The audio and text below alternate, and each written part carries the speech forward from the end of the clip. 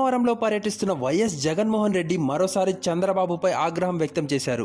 Job రావాలి అంటే బాబు రావాలి అని అన్న చంద్రబాబు అధికారంలోకి వచ్చాక కొత్త ఉద్యోగాల సంగతి పక్కన పెడితే ఉన్న ఉద్యోగాలను ఊడగొట్టారని ప్రతిపక్ష నేత వైఎస్ఆర్ కాంగ్రెస్ పార్టీ అధ్యక్షుడు జగన్ మండిపడ్డారు.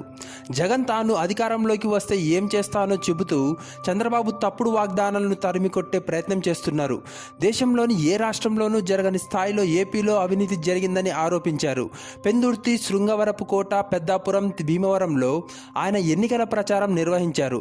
ఇక రైతుల గురించి మాట్లాడుతూ రైతులకు 12 గంటల ఉచిత విద్యుత్ను అందిస్తామని చెప్పి మాట తప్పారంటూ జగన్ నిలదీశారు. దేశంలోనే అత్యంత పేదవాడు ఎవరంటే మన రైతేనని నాబార్డు నివేదికలు చెబుతున్నాయి అంటూ చంద్రబాబుపై మండిపడ్డారు. ఆ రైతులను చంద్రబాబు ప్రభుత్వం గాలికి వదిలేసిందని జగన్ ఆరోపించారు. గత ఎన్నికల్లో చంద్రబాబు ఇచ్చిన 650 వాగ్దానాలను నెరవేర్చలేదని తాజాగా మరోసారి హామీలు గుప్పిస్తున్నారని మండిపడ్డారు. చెప్పిందేది చంద్రబాబు చేయలేదన్నారు. రైతు రుణమాఫీ కనీసం వడ్డీలు కట్టేందుకు కూడా సరిపోలేదని, డ్వాక్రా రుణాల వడ్డీలు సైతం భారీగా పెరిగాయని విమర్శించారు. ఈ ఎన్నికల్లో వైకాపా అధికారంలోకి వస్తే రైతులు, డ్వాక్రా మహిళలకు వడ్డీ లేని రుణాలు ఇస్తానని హామీ ఇచ్చారు. జగన్ చంద్రబాబుకు ఇక ఛాన్స్ ఇవ్వను అంటూ సభలో గట్టిగానే చెబుతున్నారు.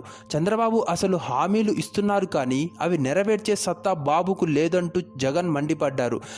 జగన్ చేసే వ్యాఖ్యలకు ఇప్పుడు టీడీపీ నేతలు వణికిపోతున్నారు. చూడాలి రాబోయే రోజుల్లో బాబు పరిస్థితి ఎలా ఉండబోతుందో మరి.